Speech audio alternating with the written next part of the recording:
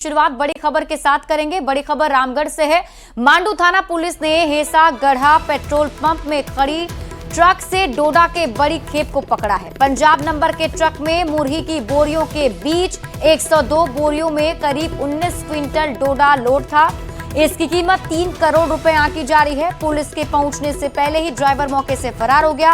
60 packet मुरही के बोरों के बीच डोडा के पैकेट को छुपा कर रखा गया था। फरार ट्रक ड्राइवर का सीसीटीवी फुटेज सामने आया है, जिसके बाद पुलिस अब कार्रवाई में जुट गई है। ये तस्वीर हम आपको दिखा रहे हैं, जिसमें आप देखिए मुरही के बोरे के बीच में डोडा छिपाकर ले जाया जा रहा था। 19 क्विंटल डोडा पुलिस ने जब्त किया है।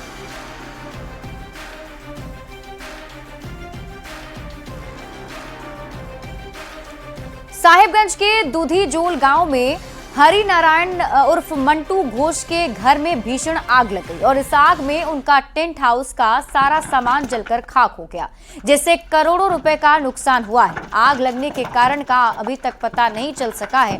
कोटाल पोखर थाना प्रशासन ने फायर ब्रिगेड को सूचना दी, लेकिन समय पर नहीं पहुंचने से सारा सामान जलकर खाक हो गया है। तस्वीरें आपके टीवी स्क्रीन पर उस भीषण आगलगी की हम आपको दिखा रहे हैं। घर में आग लगी और बताया जाता है कि टेंट हाउस का सामान घर में रखा हुआ था, जो पूरी तरह जलकर खाक हो चुका है। उसके बाद का मंजर भी आप देखिए और आग की ऊंची लपटों से ही आप अंदाजा लगा सकते हैं कितनी भीषण आग लगी है। देवघर में नगर थाना क्षेत्र के शिवपुरी मोहल्ले में एक प्राइवेट बस डिपो में खड़ी बस में आग लग गई और इस आगजनी में 4 बसें जलकर खाक हो गई हैं। घटना की जानकारी फायर ब्रिगेड को दी गई। करीब 1 घंटे की मेहनत के बाद आग पर काबू पाया जा सका। आग लगने के कारण का अभी तक पता नहीं चल सका है। नगर थाना पुलिस पूरे मामले की जांच कर रही है। बस डिपो के मालिक का कहना है कि बदमाशों की ओर से इस घटना को अंजाम दिया गया। फायर डिपार्टमेंट के अधिकारी ने बताया कि इस घटना में 4 बसें जल गईं, लेकिन 10 बस को बचा लिया गया। के बाद जैसे रिपोर्ट मिला कि कुछ लड़का सब ढुका था इस बस में, आके वही सब गांजा वगैरह सब पी रहा था। क्या होगा? 2 करोड़ से ऊपर है नुकसान। आग लगने की सूचना हम लोगों को मिली। हम तो बाजार में ही थे, तुरंत सूचना दिए कंट्रोल रूम के। हम गाड़ी वहाँ से चली आई, फिर बाजार से इसी हम दौड़ते हुए इधर एक बाइक पकड़ के यहाँ तुरंत घटनास्थल पर हम चले आए हैं। आग को नियंत्रण कर लिया गया है। 10 मिनट के अंदर पूर्ण रूप से काबू पा लिया। अभी नुकसान तो आकलन करना मुश्किल अभी है। कितनी गाड़ियों में लगी? 4 बस जली है। अच्छा जी, यहाँ पर 10-20 बस लगी हुई है, वो सभी सुरक्षित है। खबर रांची से है। अफ्रीका के कैमरून में फंसे झारखंड के मजदूरों के मामले में बड़ी खबर है। कैमरून में बचे 36 मजदूरों में 35 को भारत वापसी का टिकट मिल चुका है और 2 ग्रुप में बंटकर मजदूर मुंबई और दिल्ली तक पहुंचेंगे। 2 और 3 जनवरी को 35 मजदूर दिल्ली और मुंबई आ रहे हैं, जहां से वे झारखंड तक पहुंचेंगे। एक मजदूर का हाथ कटा हुआ है और कैमरून में उनका इलाज चल रहा है, जिसकी वजह से वे बाद में आएंगे। रविवार को कैमरून से मुंबई होते हुए 11 मजदूर पहले ही वापस लौट चुके हैं। अब 35 और मजदूरों को लाने की तैयारी की जा रही है।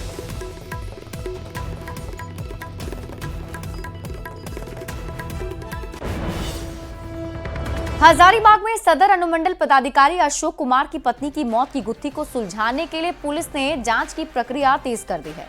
हजारीबाग एसपी ने घटनास्थल का खुद जांच करने के लिए पहुंचे थे और इस दौरान 2 लोगों से एसपी ने पूछताछ की।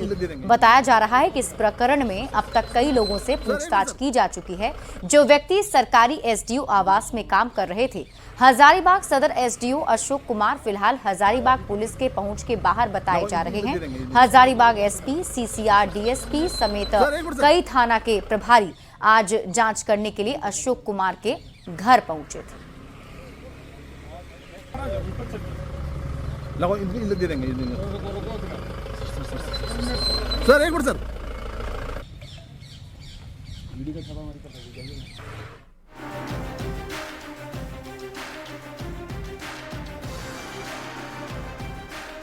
नए साल के मौके पर रांची पुलिस अलर्ट मोड में है, लेकिन लगातार हो रही लूट की घटना पुलिस के दावों पर गंभीर सवाल उठा रही है।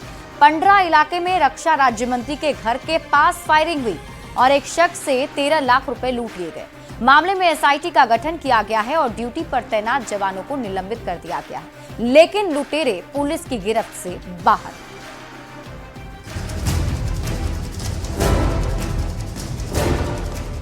राजधानी रांची में अपराधी बेखौफ हैं और नए साल के मौके पर अलर्ट दिख रही पुलिस को चुनौती देने से बाज नहीं आ रहे। पंडरा ओपी इलाका सोमवार को गोलियों से थर्रा उठा। यहाँ अपराधियों ने दिन दहाड़े लूट की बड़ी वारदात को अंजाम दिया और सुमित कुमार से 13 लाख रुपए लूट लिए। इस दौरान विरोध करने पर उसे गोली भी मार दी। बैग गाड़ी खोल के बैग निकाल रहे थे, उतने ही में आया, बंदूक सटा के मारा भी, हाथ में भी नोचा नोची किया, बंदूक से हमारा भी। कितने लोग थे? 3 लोग। 3 लोग। कितना पैसा था? 13 लाख रुपये। 13 लाख रुपए आपसे छीना कि वो हमसे छीना। और उसे गोली क्यों मार दिया? हमको बचाने का चक्कर में। पूरी वारदात का सीसीटीवी फुटेज भी सामने आया है, जिसमें बेखौफ बदमाश कार के पास जाकर सुमित से 13 लाख रुपए लूटते दिख रहे हैं और विरोध करने पर उस पर जानलेवा हमला बोल दिया। सुमित एक निजी कंपनी में कैशियर के रूप में काम करता है और उसी कंपनी का पैसा जमा करने बैंक पहुंचा था। सीसीटीवी के आधार पर पुलिस अपराधियों की तलाश में जुटी है। कोई आदमी पैसा जमा करने जा रहा था और उससे अपराधियों ने पैसा लूटा और लूटने क्रम में जिस आदमी ने विरोध किया उस आदमी को अपराधियों ने गोली मारी है। पर जो मेरी जानकारी है वो कि वो खतरे से बाहर है, अभी वो हॉस्पिटल पहुंचा है और हम लोग कांड का अनुसंधान कर रहे हैं। शीघ्र ही अपराधी पकड़े जाएंगे। रक्षा राज्य मंत्री संजय सेठ के घर के पास लूट की दिन दहाड़े हुई इस घटना ने खाकी पर गंभीर सवाल खड़े कर दिए। इससे पहले भी रातू रोड में कुछ दिन पहले 14 लाख की लूट हुई थी, लेकिन उसका भी अभी तक खुलासा नहीं हो सका। रातू के बाद अब पंडरा में दिन दहाड़े लूट की घटना एक गंभीर सवाल है। पुलिस की चुस्ती पर, कानून व्यवस्था के दावे पर। रांची से न्यूज़ 18 के लिए ओम प्रकाश की रिपोर्ट। धनबाद में रेलवे की ओर से अतिक्रमण हटाओ अभियान चलाया गया और इस दौरान रेलवे की टीम ने मुगमा शिव डंगाल में रेलवे जमीन पर रह रहे लोगों के घरों में बुलडोजर चला दिया। 2 दिन का नोटिस और फिर बुलडोजर की कार्रवाई से लोग नाराज दिख रहे हैं और पूछ रहे हैं इस सर्द रात में अब कहां जाएं। धनबाद जिले के मुगमा शिव डंगाल रेलवे जमीन पर रहने वाले परिवारों के लिए सोमवार का दिन बेहद दुखद रहा। वर्षों से अपनी छोटी सी दुनिया को संजो कर जी रहे इन लोगों के घरों पर रेलवे का बुलडोजर चला। उनकी मेहनत, उनके सपने एक पल में ही टूटकर बिखर गए। अतिक्रमण मुक्त करने के नाम पर रेलवे सुरक्षा बल और आसनसोल टीआरएम की टीम ने ये कार्रवाई की, लेकिन इस कार्रवाई ने इन गरीब परिवारों को बेघर कर दिया। हम लोग सुबह करके नापी करवाए तो यहाँ तक का बात है कि 10 घर हम लोग को चाहिए। आज कल अचानक आकर के बोल रहा है कि नहीं हम लोग को पूरा बस्ती खाली कर दीजिए। तो अचानक खाली करेंगे सर, हम लोग जाएंगे कहाँ? इतना जो पब्लिक है, पब्लिक को लेके जाएंगे कहाँ? अपने आशियाने को टूटता देख लोग दुखी और परेशान थे। उनका कहना था कि उन्हें 2 दिन पहले ही रेलवे विभाग से घर को खाली करने का नोटिस मिला था। संभलने का समय नहीं दिया गया और बुलडोजर के साथ कार्रवाई कर दी गई। लोग पूछ रहे हैं कि इस ठंड में वो जाएं तो कहां जाएं? तो अभी हम लोग को विस्थापन के लिए कुछ नहीं दिया सर, कुछ नहीं हम लोग को दिया, कोई स्थापित नहीं दिया। तो अभी कहाँ जाएंगे आप लोग? अब क्या करेंगे? तम्बू छड़ के रहेंगे और क्या उपाय? अभी कमाने जाएगा, 2 रुपया कमाएगा तब यहाँ पे खाएगा। अभी अचानक से उठा के भगा देगा तो आदमी कहाँ जाएगा जी? ठंडा का दिन है, ठंडा का दिन है। आदमी को चलिए 2 साल पहले नोटिस दिया हुआ है, लेकिन उठाने से पहले बोलना चाहिए कि आप लोग सतर्क हो जाइए, अपना सामान हटा लीजिए। रेलवे के सीनियर सेक्शन इंजीनियर ने बताया कि इस इलाके में डीएफसी यार्ड का डेवलपमेंट होना है और पूरे क्षेत्र में लगभग 130 घरों को अतिक्रमण मुक्त किया जाएगा। इस अभियान का मुख्य मकसद फ्रेट कॉरिडोर का निर्माण करना है। पहले डीएफसीसी के दौरान जिस लाइन का प्लान हुआ था उस लाइन को बैठाने का काम तेजी से किया गया। उसके लिए कॉन्ट्रैक्ट्स भी कर दिए गए हैं और कंस्ट्रक्शन विंग इसको देख रही है और इसको त्वरित गति से करना है। इससे पहले इन सभी लोगों को यहाँ पर नोटिस जारी किया गया था। नोटिस जारी करके 2 बार नोटिस करके सबको खाली करने के लिए बोला गया था। सभी लोगों ने मोस्टली अपना खाली कर लिया है। कुछ और 2-4 घर बचे हैं, वो लोग अपना खाली कर रहे हैं और सभी को जो है आज यहाँ पर डिसमेंटल कर दिया। ये अभियान रेलवे के लिए तो जरूरी है, लेकिन स्थानीय लोगों के लिए ये एक बड़े संकट का कारण बन गया है। इस ठिठुरती ठंड में लोग अब कहां जाएंगे? न्यूज़ 18 के लिए धनबाद से संजय गुप्ता की रिपोर्ट। झारखंड की हेमंत सोरेन सरकार के लिए वित्तीय वर्ष 2024-25 की अंतिम तिमाही चुनौती बन गई है। साल 2024 में पहले लोकसभा और उसके बाद विधानसभा के चुनाव ने बजट राशि के खर्च की रफ्तार पर ब्रेक लगा दिया है और यही वजह है कि जहां कुछ विभाग ने बजट की 80% राशि खर्च कर दी, तो वहीं कई विभाग 20% तक ही पहुंच पाए हैं। इधर बजट राशि को खर्च करने को लेकर राजनीतिक बयानबाजी भी तेज हो गई है।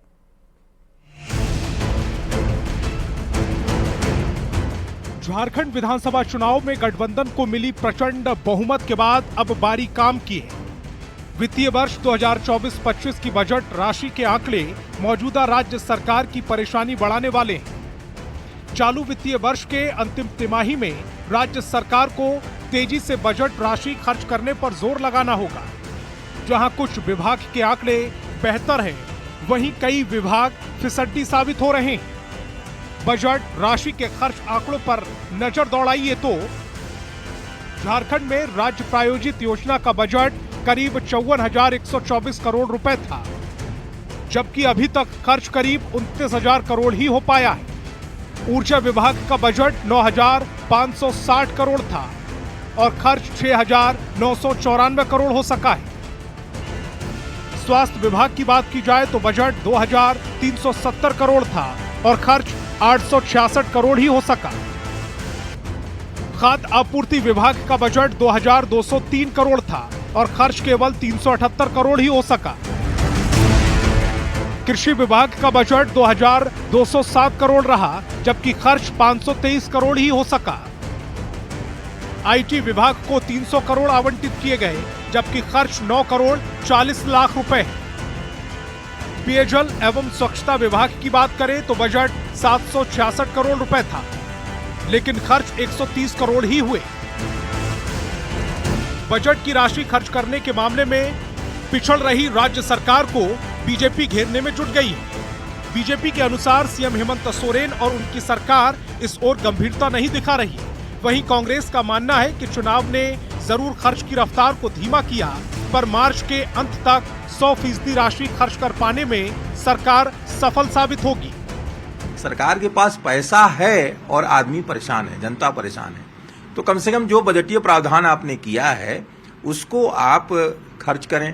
पदाधिकारियों को त्वरित निर्देश देना चाहिए। माननीय मुख्यमंत्री जी का अभी तक वैसा कोई कड़ा निर्देश नहीं आया है जिसके चलते तुरंत योजनाएं सब चालू हो जाएं। हमें लगता है कि 3 माह का भी जो वक्त है ये बहुत बड़ा वक्त होता है और 3 माह के अंदर तमाम चीजें पूरी खाका के साथ रोड पे आपको देखने को मिलेगा, राज्य की जनता को देखने को मिलेगा। ये सच है कि चुनाव की वजह से बजट राशि के खर्च पर असर पड़ा है, पर यह भी सच है कि वर्तमान सरकार को मार्च के अंत तक बेहतर रिजल्ट देना होगा। बजट राशि को खर्च करने में राज्य सरकार जितने पीछे रहेगी, सरकार के खिलाफ उतने ही सवाल सदन से सड़क तक सुनाई देंगे। रांची से न्यूज़ 18 के लिए अविनाश कुमार की रिपोर्ट। झारखंड राज्य समन्वय समिति के सदस्य और कांग्रेस के पूर्व अध्यक्ष राजेश ठाकुर ने झारखंड मंत्रालय में सीएम हेमंत सोरेन से मुलाकात की। मुलाकात के बाद राजेश ठाकुर ने राज्य में सीओ और बीडीओ ऑफिस में भ्रष्टाचार पर कड़े एक्शन की ओर इशारा किया। राजेश ठाकुर ने कहा कि समाज के अंतिम व्यक्ति को लाभ पहुंचाने के लिए भ्रष्टाचार पर वार होगा। सीएम हेमंत सोरेन इसे लेकर काफी संजीदा हैं और राज्य सरकार योजनाबद्ध तरीके से भ्रष्टाचार के खिलाफ कार्रवाई भी करेगी।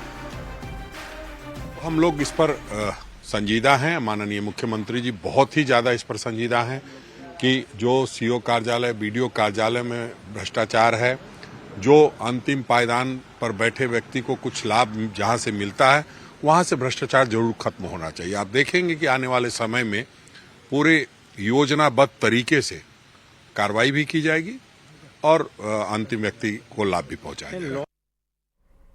नया साल दस्तक देने वाला है, ऐसे में लोगों ने भी अपनी पूरी तैयारी कर ली है। नए साल के स्वागत के लिए झारखंड के पर्यटन स्थल सैलानियों ने भर दिए हैं। गिरिडीह से लेकर लोहरदगा तक लोग जश्न में डूबे दिख रहे हैं। इस रिपोर्ट में देखिए।